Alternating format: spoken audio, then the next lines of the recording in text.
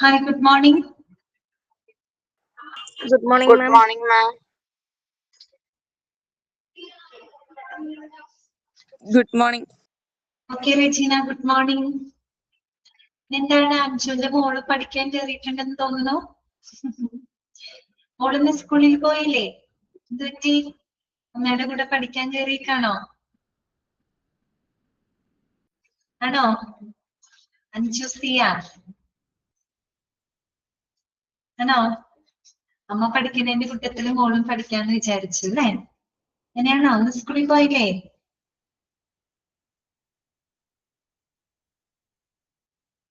Miss വെറുതെ ചോദിച്ചതാണ് കേട്ടാ മോള് കണ്ടപ്പോ. ഓക്കെ, അപ്പൊ എല്ലാവർക്കും ഗുഡ് മോർണിംഗ്. നമുക്ക് തുടങ്ങാം. ക്ലാസ് തുടങ്ങിയാലോ? സ്റ്റാർട്ട് ചെയ്താലോ? കഴിഞ്ഞ ദിവസം എടുത്ത ഭാഗങ്ങളൊക്കെ വായിച്ചൊക്കെ നോക്കിയോ? ക്ലിയർ ആണോ അത്രയും ഭാഗങ്ങള്? ഓക്കെ, മോക്ക് ടെസ്റ്റുകളൊക്കെ പ്രാക്ടീസ് ചെയ്ത് നോക്കുന്നുണ്ടോ? അതൊക്കെ നോക്കണം കേട്ടോ, അവസാനത്തോട്ട് വെക്കരുത്. അപ്പൊ ശരി, നമുക്ക് തുടങ്ങാം കേട്ടോ. On mute ചെയ്യാണേ.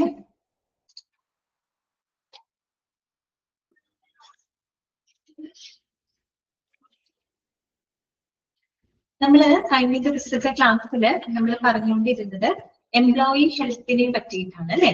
എംപ്ലോയി ഹെൽത്ത് എന്ന് പറയുമ്പോൾ ഒരു തരത്തിൽ എന്താണെന്ന് പറഞ്ഞത്, it is A industrial health ആണ് അല്ലെ, അഥവാ ഓർഗനൈസേഷണൽ ഹെൽത്ത് ആണ്. ഓക്കെ, ക്ലിയർ ആണല്ലോ? അതായത് ഒരു ഓർഗനൈസേഷന്റെ ഹെൽത്ത് എന്ന് പറഞ്ഞാൽ ശരിക്കും എന്താണ്? അവിടെ വർക്ക് ചെയ്യുന്ന എംപ്ലോയീസിന്റെ ഹെൽത്ത് തന്നെയാണ് ഓർഗനൈസേഷണൽ ഹെൽത്ത് എന്ന് പറയുന്നത് അല്ലെ. നമ്മൾ പറഞ്ഞു, it is the physical, mental and social wellbeing of N employees in N organisation അല്ലെ. ഒരു ഓർഗനൈസേഷനിൽ വർക്ക് ചെയ്യുന്ന എംപ്ലോയീസിന്റെ ശാരീരികവും മാനസികവും സാമൂഹികവുമായിട്ടുള്ള ഒരു ക്ഷേമമാണ് ആ ഒരു സ്ഥാപനത്തിന്റെ ഹെൽത്ത് എന്ന് പറയുന്നത് അല്ലെ. പിന്നെ നമ്മൾ പറഞ്ഞു 3 ടൈപ്പ് ഓഫ് അല്ലെ എംപ്ലോയീസിന്റെ ഹെൽത്തുമായിട്ട് ബന്ധപ്പെട്ട് 3 ആസ്പെക്ടുകൾ നമ്മൾ കഴിഞ്ഞ ക്ലാസ്സിൽ പറഞ്ഞു. ഒന്ന് മെന്റൽ ഹെൽത്ത്, മാനസികാരോഗ്യം. രണ്ടാമത്തത് ഫിസിക്കൽ ഹെൽത്ത്, ശാരീരികമായിട്ടുള്ള ആരോഗ്യം. മൂന്നാമത്തത് എന്താണ്?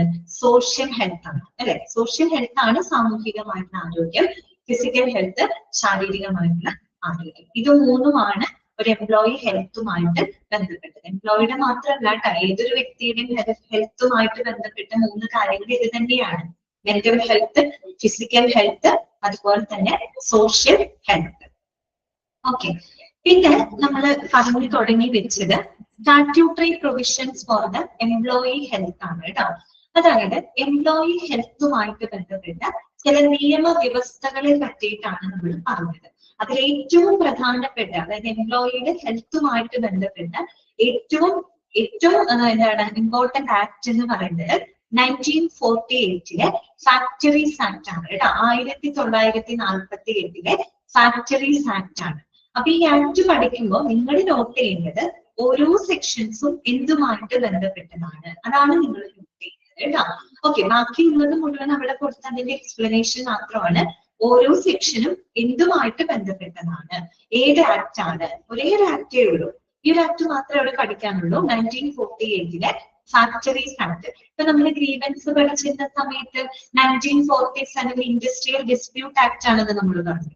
അതുപോലെ എംപ്ലോയി ഹെൽത്തുമായിട്ട് ബന്ധപ്പെട്ട ആക്ട് ഏതാണെന്ന് ചോദിച്ചാൽ 1948 ഫാക്ടറീസ് ആക്ട് ആണ്. ഓക്കെ, അപ്പോ അതിന്റെ 2 സെക്ഷൻസ് നമ്മൾ ഓൾറെഡി ഇന്നത്തെ ക്ലാസ്സിൽ നമ്മൾ ഡിസ്കസ് ചെയ്തിട്ടുണ്ടായിരുന്നു. ഓക്കെ, സ്ക്രീൻ കാണുന്നുണ്ടല്ലോ? സ്ക്രീൻ കാണുന്നില്ലേ? ഓക്കെ അല്ലേ? സെക്ഷൻ 11 എന്തായിരുന്നു? ക്ലീൻലിനെസ്. അപ്പൊ ഞാൻ ഓർക്കാനൊരു എളുപ്പമാർഗം പറഞ്ഞു. ക്ലീൻലിനെസ് എന്ന് പറയുമ്പോൾ എല്ലും മയ്യും നോക്കിയേ നിങ്ങള് ഒരു 11 പോലെ എവിടെ തോന്നുന്നേ? എല്ലും മയ്യും കാണുമ്പോൾ ഒരു 11 പോലെ നിങ്ങൾക്ക് തോന്നുന്നത്. അപ്പൊ സെക്ഷൻ 11 അങ്ങനെ നോക്കാം. ഓക്കെ, പറഞ്ഞിട്ടുണ്ടായിരുന്നു എല്ലാ ഫാക്ടറികളിലും ഈ പറയുന്ന മാലിന്യങ്ങൾ, അഴുക്കുചാലുകള്, അതുപോലെ തന്നെ മറ്റുള്ള എന്താ പറയാ മറ്റുള്ള ശല്യങ്ങള് എന്നിവയിൽ നിന്നൊക്കെ എപ്പോഴും വൃത്തിയാക്കി സൂക്ഷിച്ചിരിക്കണം അല്ലെ. അതുപോലെ നമ്മൾ പറഞ്ഞു പ്രത്യേകിച്ച് ഈ പറയുന്ന മാലിന്യങ്ങൾ കെട്ടിക്കിടക്കാൻ അല്ലെങ്കിൽ അടിഞ്ഞുകൂടാൻ സാധ്യതയുള്ള ഫാക്ടറിയിൽ ചില ഏരിയകളുണ്ട്. വർക്ക് റൂമുകള് അല്ലെങ്കിൽ സ്റ്റെയർ കേസസ് അല്ലെ, അല്ലെങ്കിൽ ബെഞ്ചുകള്, ഫ്ലോറുകള്, അവിടെയൊക്കെ എന്താണ് ആഴ്ചയിൽ ഒരിക്കലെങ്കിലും കഴുകി വൃത്തിയാക്കണം എന്ന് നമ്മൾ പറഞ്ഞു. കഴുകി വൃത്തിയാക്കാനായിട്ട് ഒന്നുകിൽ നമുക്ക് ഡിസ്ഇൻഫെക്റ്റൻസുകളൊക്കെ ഉപയോഗിച്ച് കഴുകി വൃത്തിയാക്കാം, മറ്റേതെങ്കിലും ഇഫക്റ്റീവ് മെത്തേഡുകൾ ഉപയോഗിച്ച് അവിടെ വൃത്തിയാക്കണം. അതുപോലെ തന്നെ ഒരു ഫാക്ടറി ആയതുകൊണ്ട് തന്നെ ധാരാളം നിർമ്മാണ പ്രവർത്തനങ്ങൾ അവിടെ നടക്കുന്നുണ്ടാവും. അപ്പൊ ഈ നിർമ്മാണ പ്രവർത്തനങ്ങളുടെ ഭാഗമായിട്ട് ഒരുപക്ഷെ അവിടെ നനവ് വരാം, അല്ലെങ്കിൽ വെള്ളം കെട്ടിക്കിടക്കാം. അപ്പൊ വെള്ളമൊക്കെ കെട്ടിക്കിടക്കുന്നുണ്ടെങ്കിൽ അത് വറ്റിച്ച് കളയാനുള്ള ഡ്രെയിനേജ് ഫെസിലിറ്റികളും ഇവിടെ ഉണ്ടായിരിക്കണം, ഫാക്ടറിയിൽ ഉണ്ടായിരിക്കണം. ഇത് ഏത് സെക്ഷനിലാണ് പറയുന്നത്? സെക്ഷൻ 11 ക്ലീൻലിനെസ് എന്ന് പറയുന്ന സെക്ഷനിലാണ് ഇത് പറയുന്നത്. രണ്ടാമത്തെ ആക്ട് സെക്ഷൻ നമ്മൾ പറഞ്ഞു, ഏതായിരുന്നു? സെക്ഷൻ 12 അല്ലെ, അതുവരെയാണ് നമ്മൾ പറഞ്ഞു നിർത്തിയത് കേട്ടോ. ഡിസ്പോസൽ ഓഫ് വേസ്റ്റ് എഫ്ലുവൻസ് കേട്ടോ. എഫ്ലുവൻസ് എന്ന് പറഞ്ഞാൽ എന്താണ്? മാലിന്യങ്ങളാണ് കേട്ടോ. മാലിന്യ സംസ്കരണവുമായിട്ട് ബന്ധപ്പെട്ട കാര്യങ്ങളാണ്. അപ്പൊ നമ്മൾ പറഞ്ഞു ഇതിനകത്ത് രണ്ട് കാര്യങ്ങളാണ്. ഒന്ന് treatment of waste and effluents, മാലിന്യങ്ങളും മലിനജലവും ട്രീറ്റ് ചെയ്യുക, അതിന്റെ സംസ്കരണം. രണ്ടാമത്തത് അതിന് വേണ്ടിയിട്ടുള്ള അറേഞ്ച്മെന്റ്സുകൾ മുന്നോട്ട് വെക്കുന്നത് സ്റ്റേറ്റ് ഗവൺമെന്റ് ആണ്, സംസ്ഥാന ഗവൺമെന്റ് ആണ്. ഇങ്ങനെ രണ്ട് കാര്യങ്ങൾ നമ്മൾ പറഞ്ഞു. ഓക്കെ, ഇതുവരെയുള്ള ഭാഗങ്ങള് ക്ലിയർ ആണോ നിങ്ങൾക്ക്? ഓക്കെ ആണോ? വായിച്ചത് നോക്കിയോ? ക്ലിയർ അല്ലേ? അപ്പൊ നമുക്ക് മൂന്നാമത്തെ നോക്കാം ട്ടോ. സെക്ഷൻ 13 ആണ് 13ാമത്തെ സെക്ഷൻ. സെക്ഷൻ 13 എന്തുമായിട്ട് ബന്ധപ്പെട്ടതാണ്? Ventilation and temperature. ഇതാണ് വെന്റിലേഷൻ ആൻഡ് ടെമ്പറേച്ചർ. അപ്പൊ ഞാൻ വീണ്ടും ഓർമ്മിപ്പിക്കുകയാണ്, സെക്ഷൻ 11 ക്ലീൻലിനെസ്, സെക്ഷൻ 12 എന്താണ്? Disposal of waste effluents, section 13 എന്താണ്? Ventilation and temperature. വെന്റിലേഷൻ ഉണ്ടാവണം അല്ലെ, നമ്മൾ വർക്ക് ചെയ്യുന്ന സ്ഥലത്ത് അത്യാവശ്യം നമുക്ക് കുഴപ്പമില്ലാത്ത രീതിയിൽ ഒരു വായു പ്രവാഹം ഉണ്ടായിരിക്കണം അല്ലെ, വെന്റിലേഷൻ ഉണ്ടായിരിക്കണം. ടെമ്പറേച്ചറും ഒരു ശരിയായ രീതിയിൽ എംപ്ലോയീസിന് കംഫർട്ട് ആവുന്ന ഒരു രീതിയിലുള്ളൊരു ടെമ്പറേച്ചറും അവിടെ മെയിൻറ്റെയിൻ ചെയ്തിരിക്കും. അപ്പൊ അതുമായിട്ട് ബന്ധപ്പെട്ട ഒരു സെക്ഷൻ ആണ് സെക്ഷൻ 13 എന്ന് പറയുന്നത്. നമുക്കത് വായിക്കാം.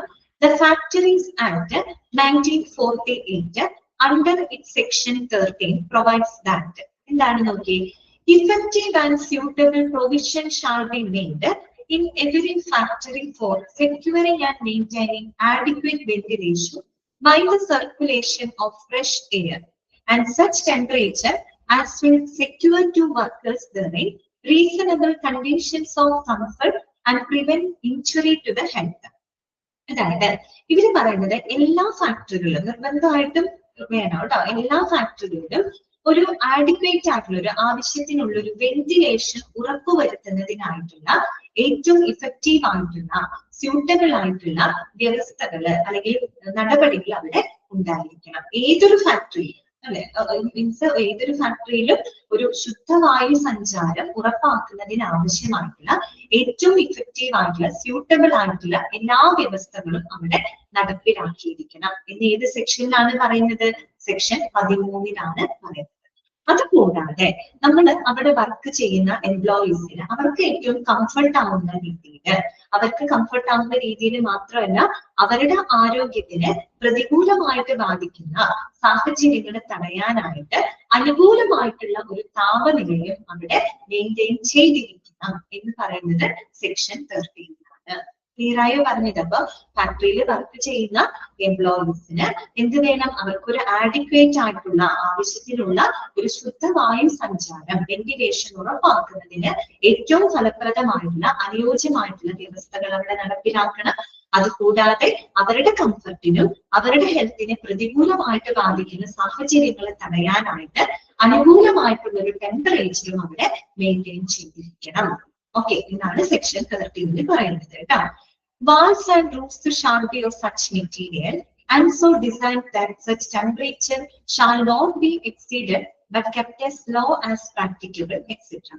അത് മാത്രമല്ല നമ്മൾ അതിനനുസരിച്ച് ഈ പറയുന്ന ഫാക്ടറികളിലെ വാൾസ്, ചുമരുകളായിക്കോട്ടെ റൂഫുകളായിക്കോട്ടെ അങ്ങനെയുള്ള മെറ്റീരിയൽസുകൾ ഉപയോഗിച്ചിട്ട് വേണം നമ്മൾ കൺസ്ട്രക്ട് ചെയ്യാനായിട്ട്. ഒത്തിരി ചൂട് വരാനും പാടില്ല, അത് അവർക്ക് കംഫർട്ട് ആവുന്ന രീതിയിൽ. ചില സ്ഥലങ്ങളിലൊക്കെ നമ്മൾ പോകുമ്പോ കണ്ടിട്ടില്ലേ നല്ല കൂളിംഗ് ആയിട്ടുള്ള ഒരു അല്ലെ, ആ ഒരു അതിന്റെ ആ ഒരു ബിൽഡിങ്ങിന്റെ ആ ഒരു കൺസ്ട്രക്ഷന്റെ പ്രത്യേകത കൊണ്ടായിരിക്കും, അതിനു വേണ്ടി നമ്മൾ ഉപയോഗിക്കുന്ന മെറ്റീരിയൽസിന്റെ പ്രത്യേകത കൊണ്ടായിരിക്കും അല്ലെ. അപ്പൊ ആ ഒരു രീതിയിൽ ഈ പറയുന്ന ചുമരുകളായിക്കോട്ടെ റൂഫുകളായിക്കോട്ടെ അതിനനുസരിച്ചുള്ള മെറ്റീരിയൽസ് ഉപയോഗിച്ച് ബിൽഡപ്പ് ചെയ്തിരിക്കണം. അത് മാത്രമല്ല അത് ഏത് രീതിയിൽ ഡിസൈൻ ചെയ്യണം, ഒരുപാട് ടെമ്പറേച്ചർ എക്സീഡ് ചെയ്യാത്ത രീതിയിൽ. ടെമ്പറേച്ചർ ഒരുപാട് അധികമാണ്, ടെമ്പറേച്ചർ കൂടുമ്പോൾ നമുക്ക് ഈ പറയുന്ന എംപ്ലോയീസിനെ സംബന്ധിച്ച് അവർക്ക് ബുദ്ധിമുട്ടാണ്, ഭയങ്കര ഡീഹൈഡ്രേഷൻ വരും, അവർക്ക് ക്ഷീണം അനുഭവപ്പെടും, അവർക്ക് വേണ്ടത്ര നല്ല രീതിയിൽ അവർക്ക് വർക്ക് ചെയ്യാനായിട്ട് പറ്റില്ല, അങ്ങനെയൊക്കെ ഒരുപാട് ഇഷ്യൂസ് വരും. അതുകൊണ്ട് നമ്മൾ ഏത് രീതിയിൽ ഡിസൈൻ ചെയ്യണം, ടെമ്പറേച്ചർ ഒരുപാട് എക്സീഡ് ചെയ്യാത്ത രീതിയിൽ, എന്നാൽ ഒരുപാട് പരമാവധി കാണുന്ന രീതിയിൽ, ഒത്തിരി താഴെയല്ല പരമാവധി കാണുന്ന രീതിയിൽ മെയിൻറ്റെയിൻ ചെയ്യാനായിട്ട് ശ്രദ്ധിക്കണം എന്ന് പറയുന്ന സെക്ഷനാണ് സെക്ഷൻ 13. അത്രയേ ഉള്ളൂ. സെക്ഷൻ 13 എന്തുമായിട്ട് ബന്ധപ്പെട്ടതാണ്? വെന്റിലേഷൻ ആൻഡ് ടെമ്പറേച്ചറുമായിട്ട് ബന്ധപ്പെട്ട സെക്ഷനാണ് സെക്ഷൻ 13 എന്ന് പറയുന്നത്. ഓക്കെ, ക്ലിയർ ആയോ? ക്ലിയർ ആണോ? ഓക്കെ, വായിച്ചു നോക്കി, ജസ്റ്റ് ആ സെക്ഷൻ ഒന്ന് ഓടിച്ച് വായിച്ചു നോക്കി.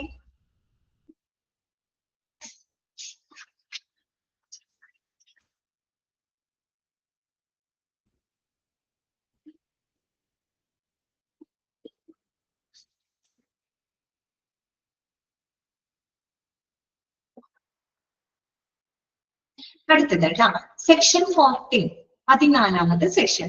സെക്ഷൻ 14 എന്താണെന്ന് അറിയോ പറയുന്നത്? ഡസ്റ്റ് ആൻഡ് ഫ്യൂംസ് ആണ്. ഈ പുകയും പൊടിപടലങ്ങളുമായിട്ട് ബന്ധപ്പെട്ട കാര്യങ്ങൾ പരാമർശിക്കുന്ന സെക്ഷൻ ആണ് സെക്ഷൻ 14. ഫാക്ടറി ആണല്ലോ, അപ്പൊ അവിടെയൊക്കെ തീർച്ചയായിട്ടും ഡസ്റ്റ് ഫ്യൂംസ് ഒക്കെ ധാരാളമായിട്ട് ഉണ്ടായിരിക്കും. അപ്പോ അതുമായിട്ട് ബന്ധപ്പെട്ട സെക്ഷൻ ആണ് സെക്ഷൻ 14. ഓക്കെ, നോക്കാം.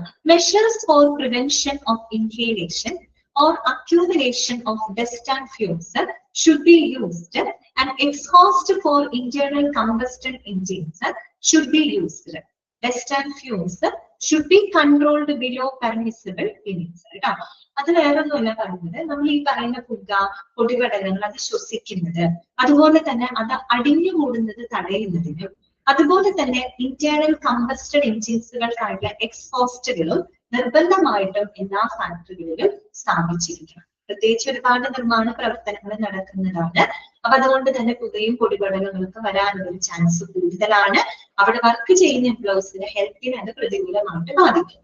അതുകൊണ്ട് തന്നെ ഇത്തരം ഡസ്റ്റ് ആൻഡ് ഫ്യൂംസ് ഇൻഹേൽ ചെയ്യുന്നത്, അത് ശ്വസിക്കുന്നത്, അതുപോലെ അത് അടിഞ്ഞുകൂടുന്നത് തടയാനും, അതുപോലെ ഇന്റേണൽ കമ്പസ്റ്റഡ് എൻജിൻസുകൾ ഉപയോഗിക്കുമ്പോൾ അതിൽ നിന്നൊക്കെ വരുന്ന ഗ്യാസുകൾ, പുക, ഇതൊക്കെ പുറത്തോട്ട് കളയാനുള്ള എക്സ്ഹോസ്റ്റ് സംവിധാനങ്ങളും ഏതൊരു ഫാക്ടറിയിലും ഉപയോഗിച്ചിരിക്കണം.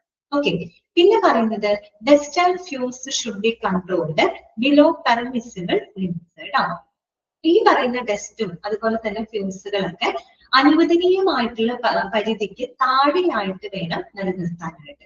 നമ്മളിപ്പോ ഡസ്റ്റും ഫ്യൂമിനൊക്കെ ഒരു പരിധി പറയുന്നുണ്ട്, ആ ഒരു പരിധിയിലേക്ക് എത്തരുത്, ആ പരിധിക്ക് താഴെയായിട്ട് വേണം എപ്പോഴും നമ്മൾ ഈ പറയുന്ന ഡസ്റ്റ് ഫ്യൂംസ് ഒക്കെ കൺട്രോൾ ചെയ്ത് നിർത്താനായിട്ട്. ഏത് സെക്ഷനിലാണ് പറയുന്നത്? ഫാക്ടറീസ് ആക്ടിന്റെ സെക്ഷൻ 14 ആണ്. ഇതാണ് സെക്ഷൻ 14. അത്രയേ ഉള്ളൂ.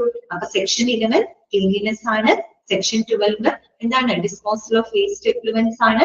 സെക്ഷൻ 13 എന്തായിരുന്നു? വെന്റിലേഷൻ ആൻഡ് ടെമ്പറേച്ചർ ആണ്.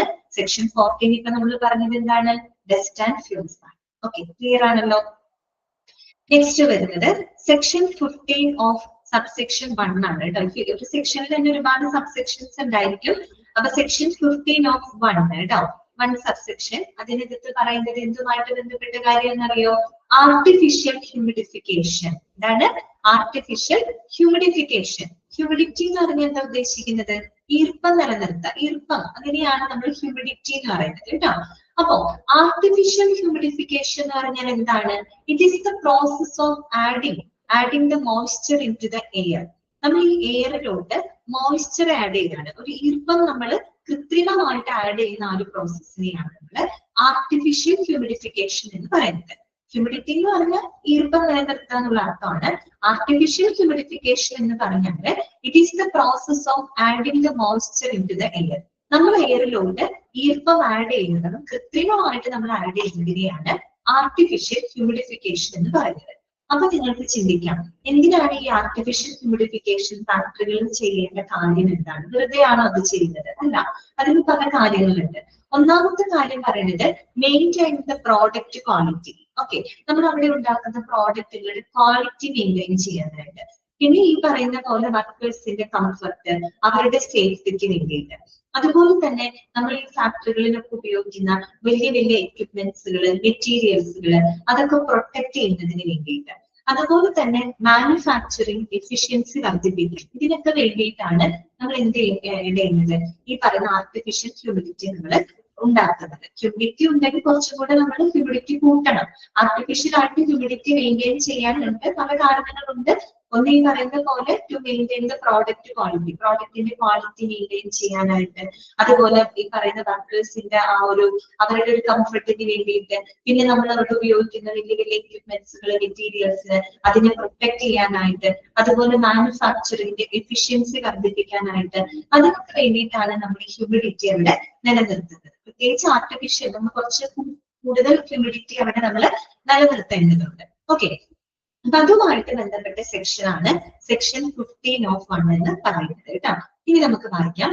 In respect of all factories in which the humidity of the air is artificially increased എന്നല്ലാട്ടോ, ഇൻക്രീസ്ഡ് എന്നാണ് അവിടെ വരുന്നത് കേട്ടോ. ഇൻക്രീസ്ഡ് അതായത് എല്ലാ ഫാക്ടറികളെ സംബന്ധിച്ചിടത്തോളം അവിടെ ഹ്യൂമിഡിറ്റി, എയറിന്റെ ഹ്യൂമിഡിറ്റി എന്ന് പറയുന്നത് നമുക്ക് കൃത്രിമമായിട്ട് എന്ത് ചെയ്യണം, ഇൻക്രീസ് ചെയ്യേണ്ടതായിട്ടുണ്ട്. ഒരുപാടല്ല എങ്കിലും സാധാരണത്തെക്കാളും കുറച്ചുകൂടി നമുക്ക് ഹ്യൂമിഡിറ്റി അവിടെ വർദ്ധിപ്പിക്കണം. ആർട്ടിഫിഷ്യൽ ഹ്യൂമിഡിറ്റി എന്ന് പറഞ്ഞാൽ ഇത്രയേ ഉള്ളൂ. It's the process of adding the moisture into the air കേട്ടോ. നമ്മൾ എയറിലേക്ക് മോയ്സ്ചർ ആഡ് ചെയ്യുന്ന ആ ഒരു കൃത്രിമമായിട്ട് ആഡ് ചെയ്യുന്ന പ്രോസസ്സിനെയാണ് ആർട്ടിഫിഷ്യൽ ഹ്യൂമിഡിഫിക്കേഷൻ എന്ന് പറയുന്നത്. ഇനി അടുത്ത കാര്യം നോക്കിയേ. The state government has been empowered under section 15 of factories act 1948 to make rules prescribing the standards of humidification. അപ്പോ ഒരു കാര്യം നമുക്ക് മനസ്സിലായി, നമ്മൾ ഈ ഒരു നിയമവ്യവസ്ഥകളെല്ലാം തന്നെ കാണുമ്പോൾ, ഓരോ സെക്ഷനുകളിലും നമ്മൾ പരിചയപ്പെടുമ്പോൾ ഇതുമായിട്ട് ബന്ധപ്പെട്ട എല്ലാ കാര്യങ്ങളും, എല്ലാ റൂൾസുകളും മുന്നോട്ട് വെക്കാനുള്ള റൈറ്റ് ശരിക്കും ആർക്കാണ്? സ്റ്റേറ്റ് ഗവൺമെന്റിനാണ്, മറ്റൊരു അതോറിറ്റിയും അല്ല. നമ്മുടെ സംസ്ഥാന സർക്കാരാണ് ഇങ്ങനെയുള്ള ഈ നിയമവ്യവസ്ഥകൾ സംബന്ധമായിട്ടുള്ള എല്ലാ റൂൾസുകളും ക്രമീകരണങ്ങളും റൂൾസുകളൊക്കെ ഉണ്ടാക്കാനുള്ള ആ ഒരു റൈറ്റ് കൊടുത്തിരിക്കുന്നത് നമ്മുടെ സ്റ്റേറ്റ് ഗവൺമെന്റിനാണ്. ഇപ്പൊ നമ്മൾ ഡിസ്പോസൽ ഓഫ് വേസ്റ്റ് എഫ്ലുവൻസ് പറഞ്ഞപ്പോഴും അതിന് വേണ്ട ഹൈജീനിക്സുകൾ ചെയ്യാനുള്ള റൂൾസുകൾ മുന്നോട്ട് വെക്കുന്നത് നമ്മുടെ സ്റ്റേറ്റ് ഗവൺമെന്റ് ആണ്. അതുപോലെ തന്നെയാണ് ഇവിടെ. അപ്പൊ ഈ 1948 ഫാക്ടറീസ് ആക്ട് പ്രകാരം സെക്ഷൻ 15 പ്രകാരം നമ്മുടെ സ്റ്റേറ്റ് ഗവൺമെന്റിനാണ് ഇതുമായിട്ട് ബന്ധപ്പെട്ട എന്താണ് നടപടികൾ, ഈ റൂൾസുകൾ ഉണ്ടാക്കാനുള്ളൊരു അധികാരം, അല്ലെങ്കിൽ അതിനുള്ളൊരു റൈറ്റ് ഉള്ളത് സ്റ്റേറ്റ് ഗവൺമെന്റിനാണ്. ഓക്കെ, അപ്പൊ എന്തൊക്കെ കാര്യങ്ങൾ, അപ്പൊ ഈ പറയുന്ന ഒരു ഹ്യൂമിഡിഫിക്കേഷനുമായിട്ട് ബന്ധപ്പെട്ട സ്റ്റാൻഡേർഡുകൾ മെയിൻറ്റെയിൻ ചെയ്യുന്നതിന് ആവശ്യമായിട്ടുള്ള റൂൾസുകൾ മുന്നോട്ട് വെക്കുന്നത് നമ്മുടെ സ്റ്റേറ്റ് ഗവൺമെന്റ്. അപ്പൊ എന്തൊക്കെ കാര്യങ്ങളാണ്, എന്തൊക്കെ അധികാരങ്ങൾ, എന്തൊക്കെ റൈറ്റ്സുകളാണ് സ്റ്റേറ്റ് ഗവൺമെന്റിനുള്ളത് നോക്കിയേ. ഒന്നാമത്തത് regulating the methods used for artificially increasing the humidity of the air. അതായത് നമ്മുടെ ഫാക്ടറിയിലെ എയറിന് ആർട്ടിഫിഷ്യൽ ആയിട്ട് ഹ്യൂമിഡിറ്റി വർദ്ധിപ്പിക്കുന്നതിന് ആവശ്യമായിട്ടുള്ള മെത്തേഡുകൾ റെഗുലേറ്റ് ചെയ്യുന്നതിന്, അല്ലെ, റെഗുലേറ്റ് ചെയ്യാനുള്ള നിർദ്ദേശങ്ങൾ, അതുപോലെ തന്നെ directive prescribed test for determining the humidity of the air to be correctly carried out and record. അതുപോലെ നമ്മൾ കൃത്യമായിട്ട് ആ ഒരു എയറിന്റെ ഹ്യൂമിഡിറ്റി കറക്റ്റ് ആയിട്ട് എന്താണ് കൃത്യമായിട്ട് അത് ഡിറ്റർമിൻ ചെയ്യാനും, അതുപോലെ അത് കൃത്യമായിട്ട് റെക്കോർഡ് ചെയ്ത് രേഖപ്പെടുത്തുന്നതിനും ആവശ്യമായിട്ടുള്ള നിർദ്ദേശങ്ങൾ മുന്നോട്ട് വെക്കല്. പിന്നെന്താണ് prescribing methods to be adopted for securing adequate ventilation. ഒരു ആഡിക്വേറ്റ് ആയിട്ടുള്ള ഒരു വായു പ്രവാഹം, അല്ലെ, ഒരു വെന്റിലേഷൻ അത് അഡോപ്റ്റ് ചെയ്യുന്നതിന് ആവശ്യമായിട്ടുള്ള മെത്തേഡുകൾ പ്രിസ്ക്രൈബ് ചെയ്യുന്നതിനും, and cooling of the air and work rooms, ഫാക്ടറികളിലെ വർക്ക് റൂമുകളില് അവിടുത്തെ എയർ കൂൾ ചെയ്യുന്നതിനും ആവശ്യമായിട്ടുള്ള നിർദ്ദേശങ്ങള്. ഇതിന് ഈ പറയുന്ന എല്ലാ കാര്യങ്ങളും നമ്മൾ ഈ പറഞ്ഞ എല്ലാ ഡയറക്ഷൻസും മുന്നോട്ട് വെക്കാനുള്ള ഒരു റൈറ്റ് ഇത് ആർക്കാണുള്ളത്? സ്റ്റേറ്റ് ഗവൺമെന്റിനാണ്. ഓക്കെ, ക്ലിയർ ആയോ പറഞ്ഞത്? അത്രയേ ഉള്ളൂ കേട്ടോ. അപ്പൊ ഏതൊരു ഫാക്ടറിയെ സംബന്ധിച്ച് നമ്മുടെ അവിടെ ആർട്ടിഫിഷ്യൽ ആയിട്ട് ഹ്യൂമിഡിറ്റി വർദ്ധിപ്പിക്കേണ്ടതായിട്ടുണ്ട്. അപ്പൊ അതിനാവശ്യമായിട്ടുള്ള ക്രമീകരണങ്ങൾ മുന്നോട്ട് വെക്കുന്നത് സ്റ്റേറ്റ് ഗവൺമെന്റ് ആണ്. എന്തൊക്കെ കാര്യങ്ങളാണ് അവർ മുന്നോട്ട് വെക്കുന്നത്? ഈ പറയുന്ന എയറിന്റെ ഹ്യൂമിഡിറ്റി ഇൻക്രീസ് ചെയ്യുന്നതിന് ആവശ്യമായിട്ടുള്ള മെത്തേഡുകൾ പ്രിസ്ക്രൈബ് ചെയ്യുക, അതുപോലെ ഹ്യൂമിഡിറ്റി കൃത്യമായിട്ട് രേഖപ്പെടുത്താനും റെക്കോർഡ് ചെയ്യുന്നതിനും ആവശ്യമായിട്ടുള്ള ഡയറക്ഷൻ അല്ലെങ്കിൽ പരിശോധനകൾ അത് ഡയറക്റ്റ് ചെയ്യാം. അതുപോലെ തന്നെ ആഡിക്വേറ്റ് ആയിട്ടുള്ള ഒരു വെന്റിലേഷൻ ഉറപ്പുവരുത്തുന്നതിനായിട്ടുള്ള മെത്തേഡുകൾ പ്രിസ്ക്രൈബ് ചെയ്യാനും വർക്ക് റൂമുകളിലെ എയർ കൂൾ ചെയ്യുന്നതിന് ആവശ്യമായിട്ടുള്ള മെത്തേഡുകൾ പ്രിസ്ക്രൈബ് ചെയ്യാനൊക്കെയുള്ള അധികാരം നമ്മുടെ സ്റ്റേറ്റ് ഗവൺമെന്റിനാണ്. ഓക്കെ, അടുത്തത് കേട്ടോ സെക്ഷൻ 16 ആണ്. സെക്ഷൻ 16 എന്തുമായിട്ട് ബന്ധപ്പെട്ടതാണ്? ഓവർ ക്രൗഡിംഗ് ആണ് കേട്ടോ. ഓവർ ക്രൗഡിംഗുമായിട്ട് ബന്ധപ്പെട്ട സെക്ഷൻ ആണ് സെക്ഷൻ 16 എന്ന് പറയുന്നത്. ഓക്കെ, അപ്പൊ നോക്കാം. Overcrowding in any work room is injurious to the health of the workers engaged therein. Therefore, various measures should be taken to avoid overcrowding. അതെ, നമ്മൾ ഏതൊരു ജോലി സ്ഥലത്തും ഓവർ ക്രൗഡിങ് വന്നു കഴിഞ്ഞാൽ അത് അവിടെ വർക്ക് ചെയ്യുന്ന ജീവനക്കാരുടെ ഹെൽത്തിനെ വളരെ മോശമായിട്ട് തന്നെ ബാധിക്കും. അവരുടെ ഹെൽത്തിനെ അത് കൂടുതൽ എന്താണ് പ്രതികൂലമായിട്ട് ബാധിക്കും ഓവർ ക്രൗഡിങ് വന്നു കഴിഞ്ഞാൽ. ഓക്കെ, അപ്പൊ അതുകൊണ്ട് തന്നെ ഈ ഒരു സെക്ഷൻ പറയുന്നത് ഓവർ ക്രൗഡിങ് ഒഴിവാക്കാനുള്ള എല്ലാ നടപടികളും എവിടെ നടപ്പിലാക്കിയിരിക്കണം? ഈ പറയുന്ന ഫാക്ടറിയില് നടപ്പിലാക്കിയിരിക്കണം എന്നാണ് ഏത് സെക്ഷൻ പറയുന്നത്? സെക്ഷൻ 16. അപ്പൊ ഓവർ ക്രൗഡിങ്ങുമായിട്ട് ബന്ധപ്പെട്ട ആക്ട് ആണ് അല്ലെ. അതായത് ഒരു ഫാക്ടറിയിൽ ഓവർ ക്രൗഡിങ് ഒഴിവാക്കുന്നതിന് ആവശ്യമായിട്ടുള്ള നടപടികൾ മുന്നോട്ട് വെക്കണം എന്ന് ആവശ്യപ്പെടുന്ന സെക്ഷൻ 16 ആണ്. ഓക്കെ, അടുത്തത് കേട്ടോ. അടുത്തതാണ് സെക്ഷൻ 17. സെക്ഷൻ 17 എന്തുമായിട്ട് ബന്ധപ്പെട്ടതാണ്? നോക്കിയേ, ലൈറ്റിങ്ങുമായിട്ട് ബന്ധപ്പെട്ടതാണ് കേട്ടോ. എന്താണ്? ലൈറ്റിങ്ങുമായിട്ട് ബന്ധപ്പെട്ട സെക്ഷൻ ഏതാണ്? സെക്ഷൻ 17 ആണ്. അത് ഓർക്കാനൊരു എളുപ്പമുണ്ട്. ആ എല്ല് മറച്ചിട്ട് കഴിഞ്ഞാൽ 7 ആണ് അല്ലെ. എല്ലിനെ പിടിച്ച് മറച്ചിട്ട് കഴിഞ്ഞാൽ 7 പോലെ ഇരിക്കുന്നത്. അപ്പൊ അങ്ങനെ ഒന്ന് ആലോചിച്ചാൽ മതി കേട്ടോ. അപ്പൊ സെക്ഷൻ 17 എന്താണ്? ലൈറ്റിംഗ് ആണ്. ലൈറ്റിങ്ങുമായിട്ട് ബന്ധപ്പെട്ട സെക്ഷൻ ആണ്. എന്താണ് അവിടെ പറയുന്നത്? In order to avoid the eye strain of the workers, Act requires proper lighting arrangements. കേട്ടോ, നമ്മൾ ഈ വർക്കേഴ്സിന്റെ ഐ സ്ട്രെയിൻ കുറയ്ക്കാൻ വേണ്ടിയിട്ട് കൃത്യമായിട്ടുള്ള ലൈറ്റിംഗ് അറേഞ്ച്മെന്റ്സുകൾ അവിടെ ഉണ്ടായിരിക്കണം എന്ന് പറയുന്നത് ഏത് സെക്ഷൻ ആണ്? സെക്ഷൻ 17 ആണ്. ഓക്കെ, അപ്പോ ഈ ഒരു ആക്ടില് കുറച്ചും കൂടെ പറയുന്നുണ്ട്. Section 17 of the act provides that in every part of a factory where the workers are working or passing, there shall be provided and maintained sufficient and suitable lighting, natural or artificial or both. ഈ ഒരു section 17 അനുസരിച്ച് ഫാക്ടറിയുടെ എല്ലാ ഭാഗത്തും എന്ന് വെച്ചാൽ ഈ workers അവർ ജോലി ചെയ്യുന്ന സ്ഥലങ്ങളിൽ മാത്രമല്ല, അവർ അങ്ങോട്ടും ഇങ്ങോട്ടൊക്കെ പാസ് ചെയ്യുന്ന ഭാഗങ്ങളിൽ എന്തുണ്ടായിരിക്കണം?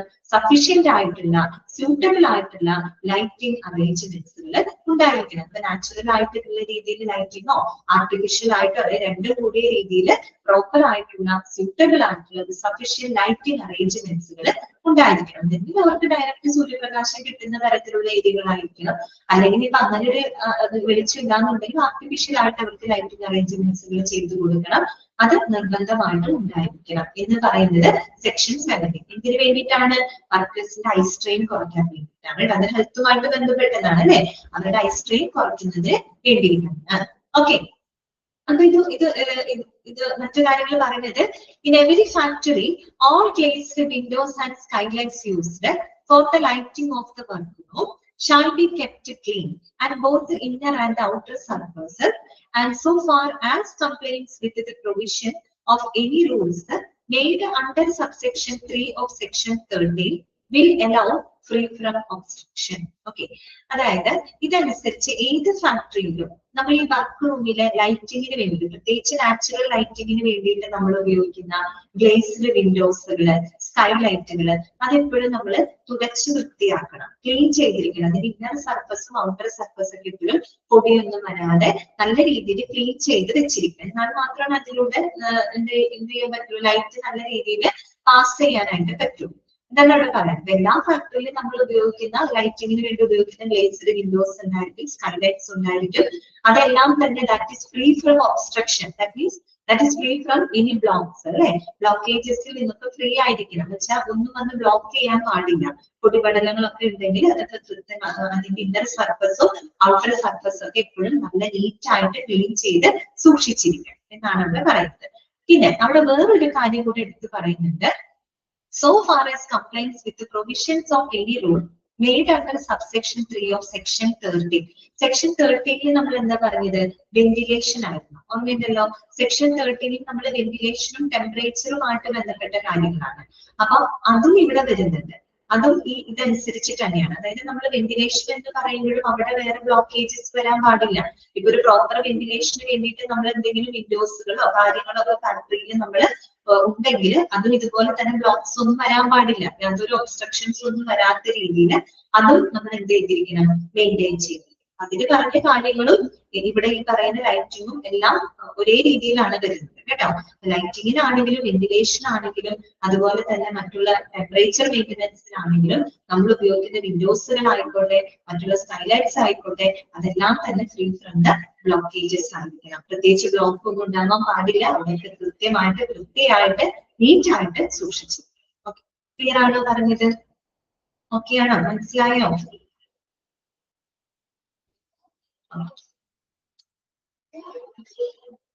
അടുത്തത് പറയാലോ. നെക്സ്റ്റ് വരുന്നത് സെക്ഷൻ 18 ആണ്. സെക്ഷൻ 18 എന്താണ്? ഡ്രിങ്കിങ് വാട്ടർ ആണ് കേട്ടോ. അതെ, കുടിവെള്ളവുമായിട്ട് ബന്ധപ്പെട്ട സെക്ഷൻ ആണ് സെക്ഷൻ 18 പറയുന്നത് കേട്ടോ. സെക്ഷൻ 18 ഡ്രിങ്കിങ് വാട്ടറുമായിട്ട് ബന്ധപ്പെട്ടതാണ്. നോക്കാം. ഇറ്റ് ഇൻക്ലൂഡ്സ് എന്തൊക്കെ കാര്യങ്ങളാണ്?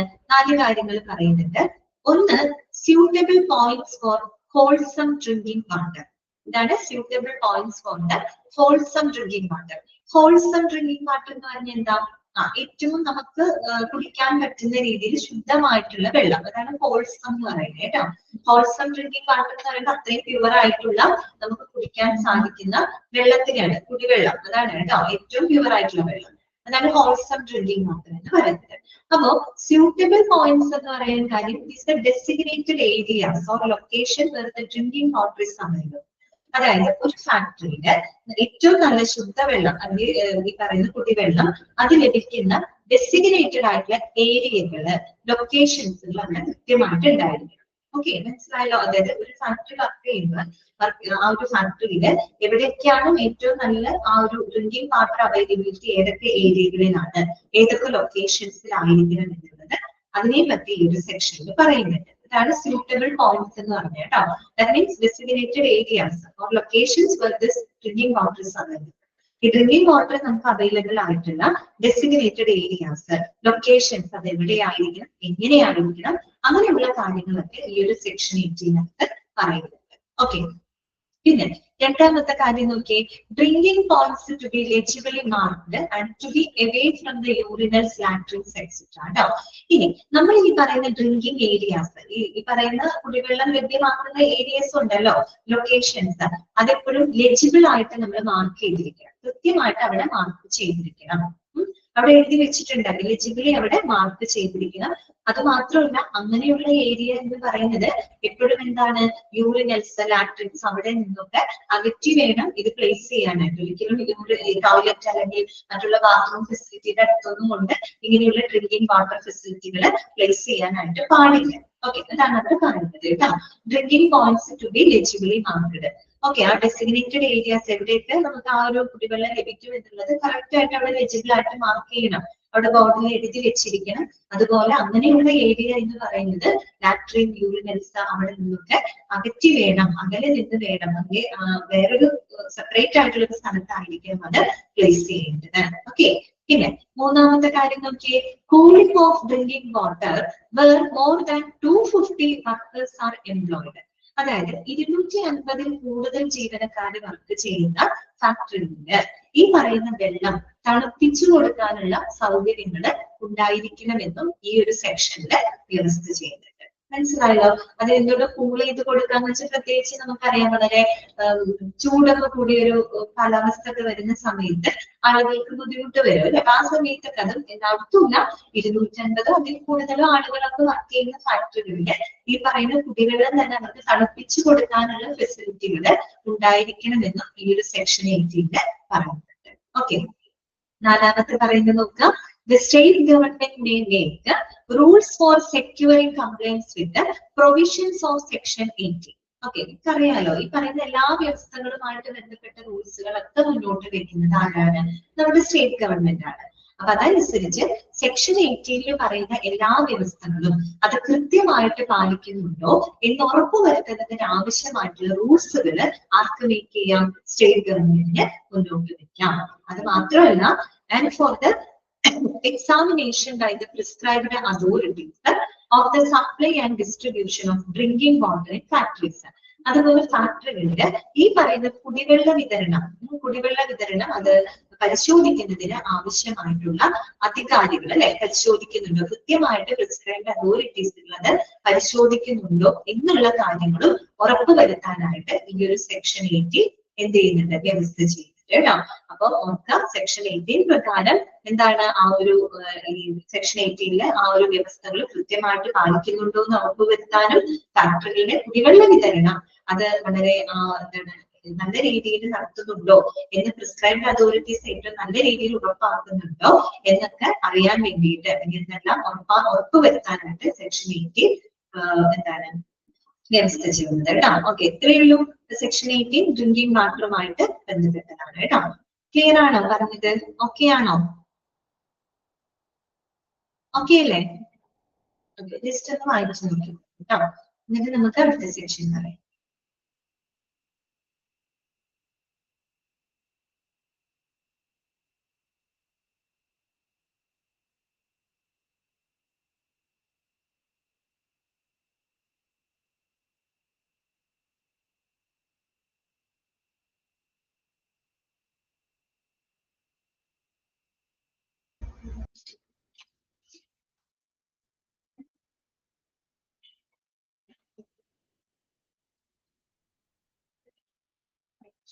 ഓക്കെ, നെക്സ്റ്റ് വരുന്നത് സെക്ഷൻ 19 ആണ് കേട്ടോ. 19ാമത്തെ സെക്ഷൻ ആണ്. സെക്ഷൻ 19 എന്താണ് പറയുന്നത്? ലാട്രിൻ ആൻഡ് യൂറിനൽസ് കേട്ടോ. ലാട്രിൻ യൂറിനൽസ് അതുമായിട്ട് ബന്ധപ്പെട്ട സെക്ഷൻ ആണ് സെക്ഷൻ 19 കേട്ടോ. അതായത് ഇങ്ങനെയുള്ള ഫാക്ടറികളിൽ എത്ര ടോയ്ലറ്റ്സ് വേണം, അതുപോലെ എത്ര യൂറിനൽസ് ഒക്കെ വേണം, അങ്ങനെയുള്ള ഫെസിലിറ്റികൾ എത്ര എണ്ണം വേണം, അത് ഏത് ടൈപ്പിലായിരിക്കണം, എങ്ങനെയായിരിക്കണം, അതുമായിട്ട് ബന്ധപ്പെട്ട സെക്ഷൻ ആണ് സെക്ഷൻ 19 പറയുന്നത്. ഓക്കെ, നമുക്ക് വായിക്കാം.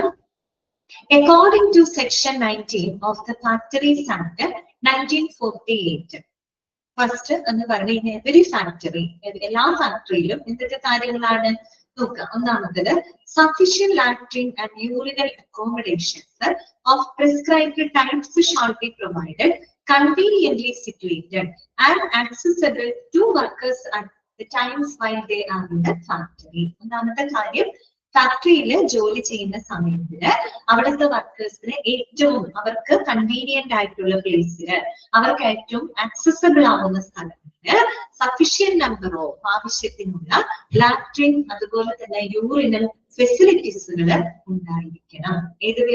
ഏത് സെക്ഷനാ പറയുന്നത്? സെക്ഷൻ 19 കേട്ടോ. അതായത് ഫാക്ടറിയില് വർക്കേഴ്സ് ജോലി ചെയ്യുന്ന ഇടത്തില് അവർക്ക് ഏറ്റവും കൺവീനിയന്റ് ആയിട്ടുള്ള പ്ലേസില്, അവർക്ക് ഏറ്റവും ആക്സസബിൾ ആകുന്ന രീതിയിൽ sufficient number of latrines and urinal അക്കോമഡേഷൻസുകൾ നിർബന്ധമായിട്ടും പ്രൊവൈഡ് ചെയ്തിരിക്കണം. ഓക്കെ, രണ്ടാമത്തെ എന്താണ്? Separate enclosed accommodation shall be provided for the male and female workers കേട്ടോ.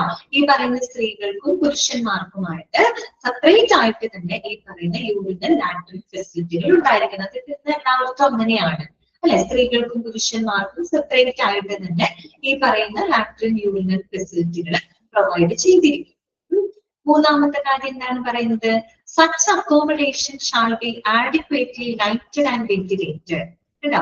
അങ്ങനെയുള്ള ലാട്രിൻ യൂറിനൽ ഫെസിലിറ്റീസുകൾ, അത്തരം അക്കോമഡേഷൻസ് വെൽ വെന്റിലേറ്റഡ് ആയിരിക്കണം, വെൽ ലൈറ്റഡ് ആയിരിക്കണം. അത്യാവശ്യത്തിന് വെന്റിലേഷൻ ഉണ്ടായിരിക്കണം, അത്യാവശ്യം വേണ്ട ലൈറ്റിങ്ങും എല്ലാം ഉള്ള അത്തരത്തിലുള്ള സൗകര്യങ്ങൾ അവിടെ ഉണ്ടായിരിക്കണം. പിന്നെ അടുത്തത് പറയുന്നത് ഒന്ന് ശ്രദ്ധിക്കാം കേട്ടോ. അടുത്ത സെന്റൻസ് ഒന്ന് ശ്രദ്ധിക്കാം.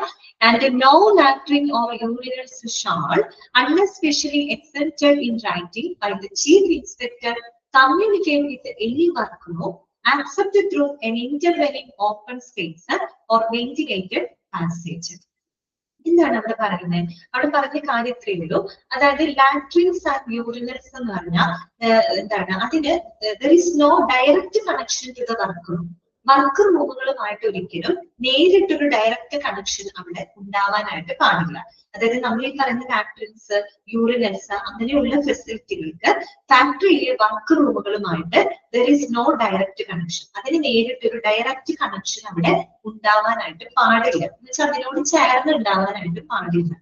വർക്ക് റൂമിനോട് ചേർന്ന് തന്നെ ലാട്രിൻ അല്ലെങ്കിൽ യൂറിനൽ ഫെസിലിറ്റികൾ ഉണ്ടാവാനായിട്ട് പാടില്ല. There is no direct connection. പകരം എന്ത് വേണം? There is a separation between them. അവർക്കിടയിൽ ഒരു സെപ്പറേഷൻ ഉണ്ടാവണം. എങ്ങനെയുള്ള സെപ്പറേഷൻ ആണ്? നമുക്ക് ഇവിടെ പറയുന്നുണ്ട് through an intervening open space. Intervening open space എന്ന് വെച്ചാൽ നമ്മൾ പറയുന്നത് ഒരു ഹാൾവേ പോലെ അല്ലെങ്കിൽ ഒരു കോറിഡോർ പോലെ അങ്ങനെ എന്തെങ്കിലും ഒരു സെപ്പറേഷൻ അവിടെ ഉണ്ടാവണം. അല്ലെങ്കിൽ ഒരു വെന്റിലേറ്റഡ് പാസേജ് അവിടെ ഉണ്ടാവണം. അതില്ലാത്ത പക്ഷം ഡയറക്റ്റ് കണക്ഷൻ ഉണ്ടാവരുത് എന്നാണ് പറയുന്നത്. ഓക്കെ, ചുരുക്കി പറഞ്ഞാൽ latrines and urinals there is no direct connection to the work room. Work റൂമുമായിട്ട് നേരിട്ട് ഒരിക്കലും ഒരു ഡയറക്റ്റ് കണക്ഷൻ ഉണ്ടാവാനായിട്ട് പാടില്ല. There should be an intervening open space or a ventilated passage between them. അവയ്ക്കിടയിലായിട്ട് ഒന്നുകിൽ ഒരു ഇന്റർവെനിങ് ഓപ്പൺ സ്പേസ്, ഒരു കോറിഡോറോ പോലെയോ ഒരു ഹാൾവേ പോലെയോ ഒരു വെന്റിലേറ്റഡ് പാസേജോ അവയ്ക്കിടയിൽ ഉണ്ടായിരിക്കണം. അങ്ങനെ ഉണ്ടായിരിക്കണം എന്നാണ് പറയുന്നത്. ഇനി ഇതാണത് സെക്ഷൻ 19 പറയുന്നത്.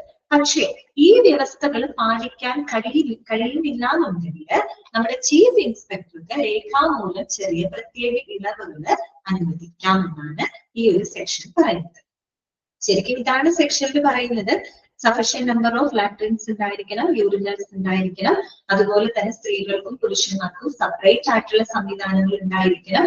ഇനി ഇങ്ങനെയുള്ള യൂറിനൽസ് ലാട്രിൻ ഫെസിലിറ്റികൾ വെൽ വെന്റിലേറ്റഡ് ആയിരിക്കണം, അതുപോലെ ലൈറ്റഡ് ആയിരിക്കണം. പിന്നെ there is no direct connection എന്താണ് between latrine units and work റൂമുമായിട്ട് ഒരിക്കലും ഡയറക്റ്റ് കണക്ഷൻ ഉണ്ടാകാനായിട്ട് പാടില്ല. There should be an intervening open space or ventilated passage. അവയ്ക്കിടയിൽ ഒരു പാസേജോ ഒരു ഇന്റർവെനിങ് ഓപ്പൺ സ്പേസോ ഉണ്ടായിരിക്കണം. ഇതാണ് വ്യവസ്ഥ പറയുന്നത്. പക്ഷെ ഈ പറയുന്ന സെക്ഷനിലെ കാര്യങ്ങള് അത് പാലിക്കാൻ കഴിയാത്ത പക്ഷം ചീഫ് ഇൻസ്പെക്ടർക്ക് രേഖാമൂലം പ്രത്യേക ഇളവുകൾ അനുവദിക്കാം എന്നാണ് പറയുന്നത്. ഇതൊന്നും ചെയ്യാൻ പറ്റുന്നില്ല എന്നുണ്ടെങ്കിൽ ചീഫ് ഇൻസ്പെക്ടർക്ക് എന്തെങ്കിലും ആ കാര്യങ്ങളിൽ ഇളവുകൾ കൊടുക്കാമെന്നാണ് ഈ ഒരു സെക്ഷനിൽ പറയുന്നത്. ഓക്കെ, ക്ലിയർ ആയെന്ന് വിചാരിക്കുന്നു. അടുത്തത് എന്താണ്? All such accommodation shall be maintained in A clean and sanitary condition at all time. അപ്പൊ ഇങ്ങനെയുള്ള അക്കോമഡേഷൻസ് എല്ലായ്പ്പോഴും വളരെ വൃത്തിയായിട്ട് സൂക്ഷിക്കണം, വളരെ ശുചിത്വമുള്ളതായിട്ട് സൂക്ഷിച്ചിരിക്കണം. ഓക്കെ, പിന്നെ അടുത്ത എന്താ പറയുന്നത്? Sweepers shall be employed whose primary duty it could be to keep clean latrines, urinals and washing places. ഇങ്ങനെയുള്ള ഏരിയകൾ എപ്പോഴും വാഷ് ചെയ്യാനും ക്ലീൻ ചെയ്യാനും ഒക്കെ ആയിട്ട് എന്താണ് സ്വീപ്പേഴ്സിനെ നമ്മൾ അവിടെ നിയമിക്കണം. അതിനുവേണ്ടി പ്രത്യേകം തന്നെ ഇങ്ങനെയുള്ള കാര്യങ്ങൾ ചെയ്യാനായിട്ടുള്ള സ്വീപ്പേഴ്സിനെ അതിനുവേണ്ടി നിയമിച്ചിരിക്കണം എന്ന് ഏത് ആക്ടിനാണ് പറയുന്നത്? സെക്ഷൻ 19 ആണ് പറയുന്നത് കേട്ടോ. ഓക്കെ, ഒന്നുകിൽ നിങ്ങളോട് ഡയറക്റ്റ് ചോദിക്കാം സെക്ഷൻ 19 എന്തുമായിട്ട് ബന്ധപ്പെട്ടതാണ്? ലാട്രിൻ ആൻഡ് യൂറിനൽസ് അല്ലെങ്കിൽ ഈ പറയുന്ന ഏതെങ്കിലും പോയിന്റ്സുകൾ തന്നിട്ട് ഇത് വ്യവസ്ഥ ചെയ്യുന്നത് ഏത് സെക്ഷനിലാണ് എന്നും ചോദിക്കാം. അപ്പൊ ഏത് സെക്ഷനിലാണ്? സെക്ഷൻ 19. ഓക്കെ, ക്ലിയർ ആയോ പറഞ്ഞത്? ഓക്കെ ആണോ? മനസ്സിലായോ? ക്ലിയർ അല്ലേ? ഓക്കെ, ഇനി കഴിഞ്ഞിട്ടില്ല. ആ ഒരു സെക്ഷനിൽ കുറച്ചും കൂടെ കാര്യങ്ങൾ നമുക്ക് പറയാനുണ്ട്. In every factory wherein more than 250 workers are ordinarily employed. അതായത് ഒരു ഫാക്ടറിയിൽ അതായത് ഒരു 250 ആളുകളൊക്കെ അതിൽ കൂടുതൽ ജീവനക്കാരൊക്കെ വർക്ക് ചെയ്യുന്ന ഏതൊരു ഫാക്ടറിയിലും എന്തൊക്കെ കാര്യങ്ങളാണ്? ഒന്ന്, all latrine and urinal accommodations shall be of prescribed sanitary type. 3 കാര്യങ്ങൾ അവിടെ പറയുന്നുണ്ട് കേട്ടോ. ഓക്കെ, എന്തൊക്കെയാണ്? ഇങ്ങനെയുള്ള ഫാക്ടറിയിലാണ് 250 അതിൽ കൂടുതലോ എംപ്ലോയീസ് വർക്ക് ചെയ്യുന്ന സാധാരണ രീതിയിൽ വർക്ക് ചെയ്യുന്ന ഏതൊരു ഫാക്ടറിയിലും ഈ എന്തൊക്കെ കാര്യങ്ങളാണ്? all latrine and urinal accommodation shall be of prescribed sanitary type. എല്ലാ ലാട്രിൻസും യൂറിനൽ അക്കോമഡേഷൻസും ഒരു നിർദ്ദിഷ്ട തരത്തിലുള്ളതായിരിക്കണം. പ്രിസ്ക്രൈബ്ഡ് സാനിറ്ററി ടൈപ്പിലായിരിക്കും. പ്രിസ്ക്രൈബ്ഡ് സാനിറ്ററി ടൈപ്പ് എന്ന് പറഞ്ഞാൽ ഇവിടെ എന്താ ഉദ്ദേശിക്കുന്നത്? നമുക്കൊരു കാര്യം അറിയാം അല്ലെ, എത്ര നമ്പർ ലാട്രിൻസ് വേണം, എത്ര നമ്പർ ഓഫ് യൂറിനൽ അക്കോമഡേഷൻസ് വേണം, അത് ഏത് രീതിയിൽ അത് കൺസ്ട്രക്ട് ചെയ്യണം, എങ്ങനെയായിരിക്കണം എന്നൊക്കെ തീരുമാനിക്കുന്നത് ആരാണ്? നമ്മുടെ സ്റ്റേറ്റ് ഗവൺമെന്റ് ആണ്. ആ സ്റ്റേറ്റ് ഗവൺമെന്റ് മുന്നോട്ട് വെക്കുന്ന റൂൾസ് അനുസരിച്ച് അവര് പ്രിസ്ക്രൈബ് ചെയ്യുന്ന രീതിയിലുള്ള സാനിറ്ററി ടൈപ്പിലായിരിക്കണം ഈ പറയുന്ന ലാട്രിൻ യൂറിനൽ അക്കോമഡേഷൻസുകൾ ഉണ്ടായിരിക്കുന്നത്. അതാണോ പറഞ്ഞതിന്റെ അർത്ഥം? Okay, all latrine and urinary accommodations shall be of prescribed sanitary types. Okay, ഒരു നിർദ്ദിഷ്ട ടൈപ്പിലുള്ളതായിരിക്കണം, നിർദ്ദിഷ്ട തരത്തിൽ ഉള്ളതായിരിക്കണം. ഓക്കെ, രണ്ടാമത്തെ കാര്യം എന്താണ് പറയുന്നത്? The floors and internal walls up to a height of bracketing 90 centimeters of the latrines and urinals and the sanitary blocks shall be laid in glazed tiles or otherwise finished to provide a smooth polished impervious surface.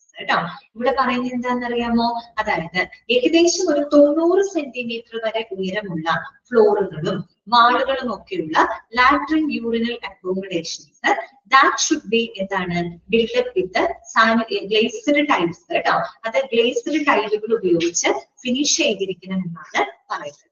Clear ആയോ? അതായത് നമ്മൾ ഈ പറയുന്ന ഏകദേശം ഒരു 90 centimetre വരെ ഉയരമുള്ള ഫ്ലോറുകള്, internal വാളുകളൊക്കെയുള്ള latrine urinal accommodations അത് എന്ത് ചെയ്തിരിക്കണം? That should be finished with glazed tiles, അതുപോലെ തന്നെ സ്മൂത്ത് പോളിഷ്ഡ് എന്താണ് smooth polished impervious surface. Impervious എന്ന് വെച്ച് കഴിഞ്ഞാല് നമ്മൾ പറയില്ലേ വാട്ടർ പ്രൂഫ്, വാട്ടർ പ്രൂഫ് ആയിട്ടുള്ള പോളിഷ്ഡ് ആയിട്ടുള്ള എന്താണ് ബ്ലോക്സുകൾ ഉപയോഗിച്ച് നേടിയെടുക്കണം എന്നാണ് പറയുന്നത്. കണ്ടിട്ടില്ലേ നമ്മള് ഈ പറയുന്ന ബാത്റൂം ടോയ്ലറ്റിന്റെ ഒക്കെ ടൈല് ചെയ്യാറുണ്ട് അല്ലെ? ടൈലൊക്കെ ചെയ്യുന്നത് അത് ഇങ്ങനെ എന്തുപയോഗിച്ച് ടൈൽ ചെയ്യണം? ഗ്ലേസ്ഡ് ടൈലുകൾ അല്ലെ? ടൈല് വെച്ച് ഫിനിഷ് ചെയ്തിരിക്കണം. അത് എങ്ങനെയുള്ള ടൈലുകൾ ഉപയോഗിക്കണം എന്നാ പറയുന്നത്? സ്മൂത്ത് ആയിട്ടുള്ള പോളിഷ്ഡ് ആയിട്ടുള്ള വാട്ടർ പ്രൂഫ്ഡ് കേട്ടോ. ഇംപെർവിയസ് എന്ന് വെച്ചാൽ വാട്ടർ പ്രൂഫ്ഡ് എന്നുള്ളതാണ്. അപ്പൊ വാട്ടർ പ്രൂഫ്ഡ് ആയിട്ടുള്ള ടൈലുകൾ ഉപയോഗിച്ച് അത് ഫിനിഷ് ചെയ്തിരിക്കണം. അതെന്തിനാ അങ്ങനെ ചെയ്യുന്നതെന്ന് വെച്ചാൽ it is easy to clean and maintain. Clean ചെയ്യാനും മെയിൻറ്റെയിൻ ചെയ്യാനും ഒക്കെ കുറെ കൂടി ഈസി ആയിരിക്കും. അതുകൊണ്ടാണ് അങ്ങനെ പറയുന്നത് കേട്ടോ. ഓക്കെ, അടുത്തത് മൂന്നാമത്തെ കാര്യം പറയുന്നത് without prejudice to the provisions of clauses D and E of subsection 1, the floors, portions of the walls and the blocks of laid or finished and sanitary pans of latrines and urinals shall be thoroughly washed and cleaned at least once in every 7 days with a suitable detergents or disinfectants or with both. അതുകൂടാതെ നമ്മൾ ഈ പറയുന്ന പ്രൊവിഷന്റെ D E എന്ന് പറയുന്ന ക്ലോസുകൾ ഉണ്ട്. Subsection 1 അത് നമ്മൾ പറഞ്ഞിട്ടില്ല, ABC വരെ പറഞ്ഞിട്ടുള്ളൂ. ഇനി അതിന്റെ ഡി ഉണ്ട്, ഇ ക്ലോസുകളൊക്കെ വരുന്നുണ്ട്. പക്ഷെ ഈ ഒരു ക്ലോസുകൾ അനുസരിച്ച് ഡിഇയിലൊക്കെ ക്ലോസുകൾ പറയുന്നത് എന്താണെന്ന് വെച്ച് കഴിഞ്ഞാല് നമ്മൾ ഈ പറയുന്ന ലാട്രിൻ യൂറിനൽ ഫെസിലിറ്റികളുടെ ഫ്ലോറുകള്, അതുപോലെ തന്നെ ചുമരുകള് അല്ലെ, അത് ചുമരുകളുടെ ബ്ലോക്കുകള്, അതുപോലെ സാനിറ്ററി പാൻസ് ഓഫ് ലാട്രിൻസ്, ഈ ലാട്രിൻസിന്റെ ടോയ്ലറ്റിന്റെ ഇരിക്കുന്ന ഭാഗങ്ങളൊക്കെ ഉണ്ടല്ലോ, സാനിറ്ററി പാൻസുകള്, അതൊക്കെ തറോലി വാഷ് ചെയ്യണം, നല്ല രീതിയിൽ വാഷ് ചെയ്യണം. അതും ആഴ്ചയിൽ ഒരിക്കലെങ്കിലും കേട്ടോ, ആഴ്ചയിൽ ഒരിക്കല് വളരെ വൃത്തിയായിട്ട് ഡിറ്റർജന്റുകളും ഡിസിൻഫെക്റ്റൻസുകളും ഈ രണ്ടും കൂടി ഉപയോഗിച്ചൊക്കെ വളരെ നല്ല രീതിയിൽ എന്ത് ചെയ്തിരിക്കണം? വൃത്തിയാക്കിയിരിക്കണം എന്നാണ് അത് പറയുന്നത്. ഓക്കെ, ക്ലിയർ ആണോ? ക്ലിയർ ആണോ? ഓക്കെ, മനസ്സിലായല്ലോ? അടുത്തത് നോക്കാം കേട്ടോ. The state government may prescribe the number of latrines and urinals to be provided in any factory in proportion to the numbers of male and female workers ordinarily employed therein and provide for such further matters in respect of sanitation in factories. ഇവിടെ പറയുന്നത് എന്താണെന്ന് വെച്ചാല് നേരത്തെ തന്നെയാണ്, അതായത് ഒരു ഫാക്ടറിയിൽ എത്ര number of male female workers ഉണ്ട് അതിനനുസരിച്ച് കൊണ്ടാണ് സ്റ്റേറ്റ് ഗവൺമെന്റ് ആണ് തീരുമാനിക്കുന്നതെന്ന് നമുക്കറിയാം. അത് ഇതിന്റെ കാര്യം മാത്രമല്ല, ഏത് സെക്ഷൻസ് എടുത്താലും അതുമായിട്ട് ബന്ധപ്പെട്ട എല്ലാ കാര്യങ്ങളും തീരുമാനിക്കുന്നത് സ്റ്റേറ്റ് ഗവൺമെന്റ് ആണ്. അപ്പൊ ഒരു ഫാക്ടറിയിൽ എത്ര നമ്പർ ഓഫ് പുരുഷന്മാർ എത്ര പേര് വർക്ക് ചെയ്യുന്നത്, സ്ത്രീകൾ എത്ര പേരുണ്ട്, അപ്പൊ അതിന്റെ അനുപാതത്തിനനുസരിച്ചിട്ടാണ് നമ്മുടെ സ്റ്റേറ്റ് ഗവൺമെന്റ് തീരുമാനിക്കുന്നത് എത്ര ലാട്രിൻസ് വേണം, എത്ര യൂറിനൽസ് വേണം എന്നൊക്കെ തീരുമാനിക്കുന്നത് അവിടുത്തെ സ്ത്രീകളുടെയും പുരുഷന്മാരുടെയൊക്കെ എണ്ണത്തിന് അനുസരിച്ചിട്ടാണ്. സ്ത്രീകളുടെ എണ്ണം കൂടുതലാണെങ്കിൽ അതിനനുസരിച്ച് അവർക്ക് പ്രൊവൈഡ് ചെയ്യണം, പുരുഷന്മാരുടെ എണ്ണമാണ് കൂടുതലെങ്കിൽ അതിനനുസരിച്ച് പ്രൊവൈഡ് ചെയ്യണം. അപ്പൊ അവരുടെ ആ ഒരു ആനുപാതിക എണ്ണത്തിനനുസരിച്ചിട്ട് ഗവൺമെന്റ് ആണ് എത്ര എണ്ണം ലാട്രിൻസ് വേണം, യൂറിനൽസ് വേണം എന്നൊക്കെ ഡിസൈഡ് ചെയ്യുന്നത് കേട്ടോ. അത് മാത്രമല്ല, and provide for such further matters in respect of sanitation in factories. ഫാക്ടറീസിലെ ഇതുമായിട്ട് ബന്ധപ്പെട്ട സാനിറ്റേഷനുമായിട്ട് ബന്ധപ്പെട്ട എല്ലാ കാര്യങ്ങളും ഈ ഒരു സെക്ഷനകത്ത് പറയുന്നുണ്ട് കേട്ടോ. Including the obligation of workers in this regard. അതായത് ഇതുമായിട്ട് ബന്ധപ്പെട്ട വർക്കേഴ്സിന്റെ കടമകൾ. അതായത് ഇപ്പൊ നമ്മൾ പറഞ്ഞല്ലോ ലാട്രിനും യൂറിനൊക്കെ വൃത്തിയായിട്ട് സൂക്ഷിക്കാനായിട്ട് അവിടെ ജീവനക്കാരെ നിയമിക്കണം എന്ന് പറഞ്ഞു. അപ്പൊ അവരുടെ ഡ്യൂട്ടീസ് ആൻഡ് റെസ്പോൺസിബിലിറ്റീസ്, അവരുടെ കടമകൾ as it considers necessary in the interest of the health of the workers employed there. കാരണം അവിടെ വർക്ക് ചെയ്യുന്ന എംപ്ലോയീസിന്റെ ഹെൽത്തിന് ഏറ്റവും പ്രധാനപ്പെട്ട ഒന്നാണ് ഈ പറഞ്ഞത്. ലാട്രിൻ യൂറിനൽസ് എന്നൊക്കെ പറയുന്നത് ഏറ്റവും വൃത്തിയായിട്ട് സൂക്ഷിക്കുക, അത് കറക്റ്റ് ആയിട്ട് മെയിൻറ്റെയിൻ ചെയ്യുക എന്നൊക്കെ ഉള്ളത് അവരുടെ ഹെൽത്തിനെ ഏറ്റവും അധികം എഫക്ട് ചെയ്യുന്ന ഒരു കാര്യമാണ്. ക്ലിയർ ആയല്ലോ? സെക്ഷൻ 19 ഓക്കെ അല്ലേ? സെക്ഷൻ 19 അപ്പൊ എന്തുമായിട്ട് ബന്ധപ്പെട്ടതാണ്? ലാട്രിൻ ആൻഡ് യൂറിനൽസുമായിട്ട് ബന്ധപ്പെട്ടത്. ക്ലിയർ? ജസ്റ്റ് ഒന്ന് വായിച്ചു നോക്കിയേ, പറഞ്ഞ കാര്യങ്ങൾ ഒന്ന് വായിച്ചു നോക്കൂ കേട്ടോ.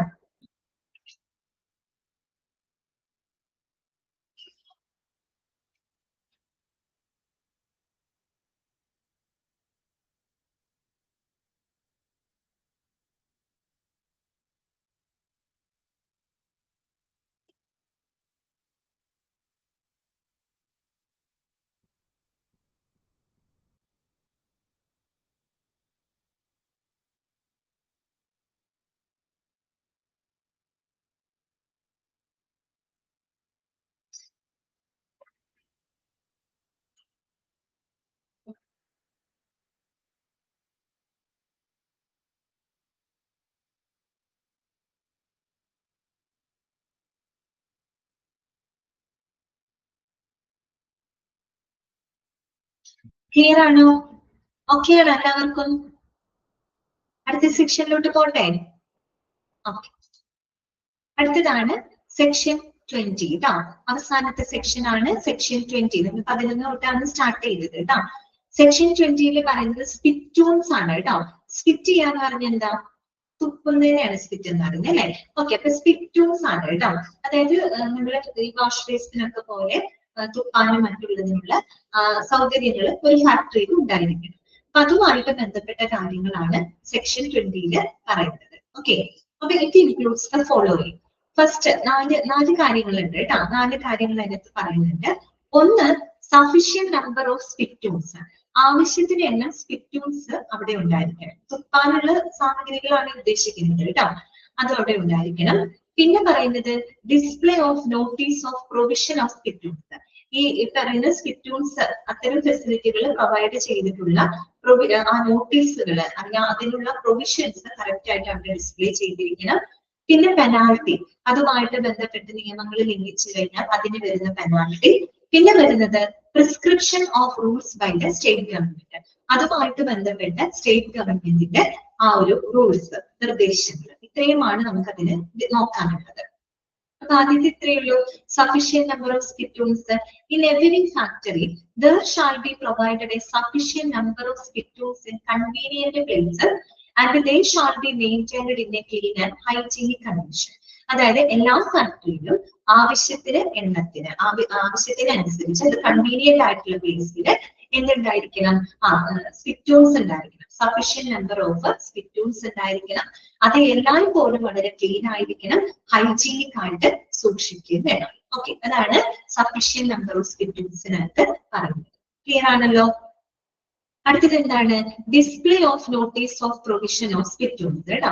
നമ്മൾ ഈ സ്പിറ്റൂൺസിനുള്ള പ്രൊവിഷൻസ് അവിടെ കൃത്യമായിട്ട് നമ്മൾ എന്ത് ചെയ്യണം? ആ നോട്ടീസ് അത് ഡിസ്പ്ലേ ചെയ്യണം. എവിടെയൊക്കെയാണ് നമ്മൾ സ്പിറ്റൂൺസിനുള്ള പ്രൊവിഷൻസ് കൊടുത്തിട്ടുള്ളത് അത് കറക്റ്റ് ആയിട്ട് നമ്മൾ ഡിസ്പ്ലേ ചെയ്യണം. നമ്മൾ നേരത്തെ പറഞ്ഞില്ലേ, ഡ്രിങ്കിങ് വാട്ടർ എവിടെയൊക്കെയാണ് നമുക്ക് അവൈലബിൾ ആയിട്ടുള്ളത് അവിടെ ലെജിബിളി മാർക്ക് ചെയ്യണം എന്നതുപോലെ തന്നെയാണത്. Display of notice of provision of spittoons. നോക്കാം. No person shall spit within the premises of the factory. സ്പിറ്റൂണ് കേട്ടില്ലേ പറഞ്ഞത്? തുപ്പാനുള്ള സൗകര്യങ്ങള്, തുപ്പുന്ന സ്ഥലങ്ങള് കേട്ടോ, വാഷ് ബേസിനൊക്കെ പോലെയുള്ള സൗകര്യങ്ങള്, അതിനെയാണ് നമ്മൾ സ്പിറ്റൂൺസ് എന്ന് പറയുന്നത് കേട്ടോ. കേട്ടില്ലേ ഇപ്പൊ ഞാൻ പറഞ്ഞത്? ഓക്കെ, അപ്പൊ നോക്കാം കേട്ടോ. No person shall spit within the premises of a factory accept. ഞാൻ പറഞ്ഞിരുന്നു കേൾക്കാതിരുന്നത് കേട്ടോ. No person shall spit within the premises of a factory except in the spittoons provided for the purpose. അതായത് നമ്മൾ തുപ്പാനായിട്ടുള്ള സ്പിറ്റൂൺ സൗകര്യങ്ങൾ കൊടുത്തിട്ടുണ്ടാവണം ഫാക്ടറിയിൽ. അതിലല്ലാതെ അതൊഴികെ മറ്റുള്ള സ്ഥലങ്ങളില് ഒരു കാരണവശാലും തുപ്പാനായിട്ട് പാടില്ല എന്ന് വ്യവസ്ഥ ചെയ്യുന്നത് ഏത് സെക്ഷനാണ്? സെക്ഷൻ 20-ലാണ് കേട്ടോ. അതായത് ഫാക്ടറിയിൽ നമ്മൾ സ്പിറ്റൂൾസ് പ്രൊവൈഡ് ചെയ്തിട്ടുണ്ട്, അവിടെ അല്ലാതെ മറ്റ് ഫാക്ടറിയുടെ പരിസരത്തും മറ്റും തുപ്പുന്നത് തെറ്റാണ്, ഈ തുപ്പാനായിട്ട് പാടുള്ളതല്ല. ഓക്കെ, പിന്നെന്താണ്? A notice containing the provision of spittoons in the factory shall be prominently displayed at suitable places in the premises. അത് കൂടാണ്ട് നമുക്ക് ഈ സ്പിറ്റൂൺസ് എവിടെയൊക്കെയാണ് അതിന്റെ പ്രൊവിഷൻസ് കൊടുത്തിട്ടുള്ളത് അത് കൃത്യമായിട്ട് നമ്മൾ ഡിസ്പ്ലേ ചെയ്തിരിക്കണം. എവിടെയൊക്കെ തുപ്പാനുള്ള സൗകര്യങ്ങളുണ്ട് എന്നുള്ളത് കൃത്യമായിട്ട് അവിടെ ഡിസ്പ്ലേ ചെയ്തിരിക്കും. ഓക്കെ, പിന്നെ മാത്രമല്ല the penalty for spitting anywhere except in the spittoons shall also be prominently displayed. അതുകൂടാതെ സ്പിറ്റൂൺസിലൊഴികെ മറ്റെവിടെയെങ്കിലും തുപ്പിക്കഴിഞ്ഞാൽ അതുമായിട്ട് ബന്ധപ്പെട്ട പെനാൾട്ടി അല്ലെ, ആ പെനാൾട്ടിയെ പറ്റിയും അവിടെ കൃത്യമായിട്ട് ഡിസ്പ്ലേ ചെയ്തിരിക്കണം. അല്ലെ, ഇപ്പൊ ചില സ്ഥലങ്ങളിൽ നിങ്ങൾ കണ്ടിട്ടുണ്ടാവും ഇവിടെ തുപ്പരുത് അല്ലെ, അല്ലെങ്കിൽ ഇവിടെ അങ്ങനെയൊക്കെ പറഞ്ഞിട്ട് കണ്ടിട്ടില്ലേ? അതുപോലെ അവരത് ലംഘിക്കുകയാണെങ്കിൽ അതിന് കൊടുക്കുന്ന ശിക്ഷ, അതിന്റെ പെനാൾട്ടി എന്താണെന്നും കൂടെ അവിടെ കൃത്യമായിട്ട് ഡിസ്പ്ലേ ചെയ്തിരിക്കും. ഓക്കെ, എന്നാലാണ് ആൾക്കാർ ഇത് ചെയ്യാതിരിക്കുള്ളൂ. പിന്നെ എന്താണ് പെനാൽറ്റി? പെനാൽറ്റിയെ പറ്റി എന്താണ് പറയുന്നത്? Whoever sits in contravention of section 20 shall be punishable with a fine not exceeding ₹5. അപ്പൊ ഈ ഒരു സെക്ഷൻ 20-ലെ നിയമങ്ങള് ലംഘിക്കുന്ന ഒരു വ്യക്തിക്ക് 5 രൂപയിൽ കവിയാത്ത പിഴ ചുമത്തുന്നതാണ്. 5 രൂപയാണ് ഫൈൻ അടക്കേണ്ടതായിട്ട് വരും കേട്ടോ. അപ്പൊ അതാണ് അവിടെ പറഞ്ഞിരിക്കുന്നത്. Whoever sits in contravention എന്ന് വെച്ചാൽ ലംഘിക്കാന്നുള്ള അർത്ഥമാണ് കേട്ടോ. of section 20 shall be punishable with a fine not exceeding ₹5 കേട്ടോ. സെക്ഷൻ 20 അത് ലംഘിക്കുന്ന ഏതൊരു വ്യക്തിക്കും 5 രൂപയിൽ കവിയാത്ത ഒരു പെനാൾട്ടി അല്ലെങ്കിൽ ഒരു ഫൈൻ അവർക്ക് ഈടാക്കുന്നത്. ഓക്കെ, നാലാമത്തെ എന്താണ് പറയുന്നത്? Prescription of rules by the state government. ഇതുമായിട്ട് ബന്ധപ്പെട്ട സ്റ്റേറ്റ് ഗവൺമെന്റിന്റെ നിർദ്ദേശങ്ങളാണ്. എന്താണ് നോക്കിയേ? The state government may make rules prescribing the type and the number of spittoons to be provided and their location in any factory. ഏതൊരു ഫാക്ടറിയിലും ഏതൊക്കെ ടൈപ്പിലുള്ള സ്പിറ്റൂൺസ് അത് എത്ര എണ്ണം വേണം, ഏതൊക്കെ ലൊക്കേഷനിലായിരിക്കണം എന്നതുമായിട്ട് ബന്ധപ്പെട്ട നിർദ്ദേശങ്ങൾ മുന്നോട്ട് വെക്കുന്നത് സ്റ്റേറ്റ് ഗവൺമെന്റ്.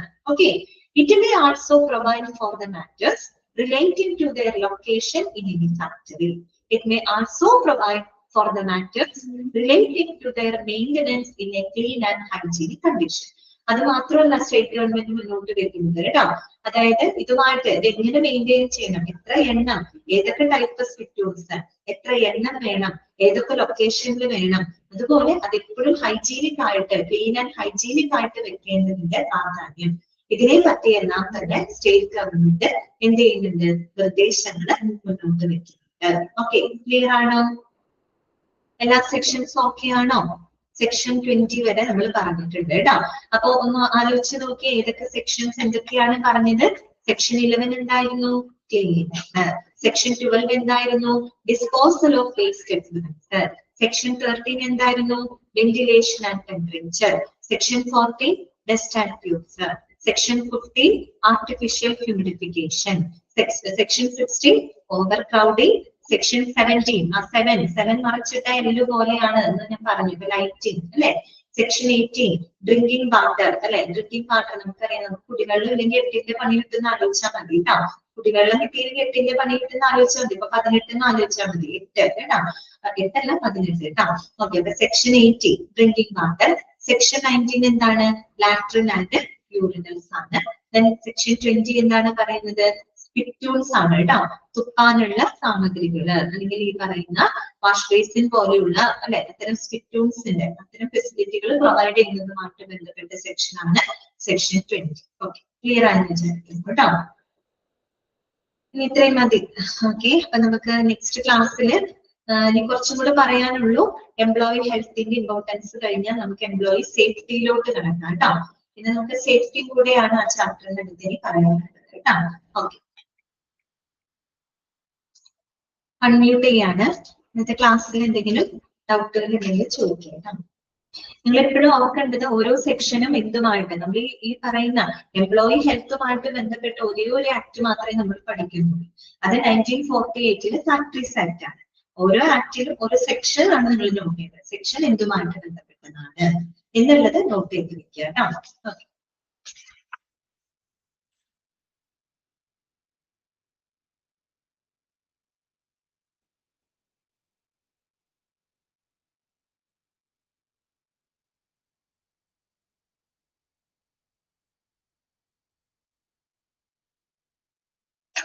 ക്ലാസ് എല്ലാവർക്കും ഓക്കെ അല്ലേ? ക്ലിയർ അല്ലേ?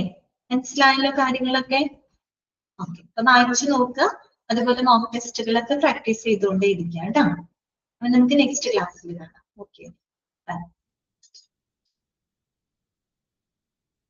Thank you ma'am.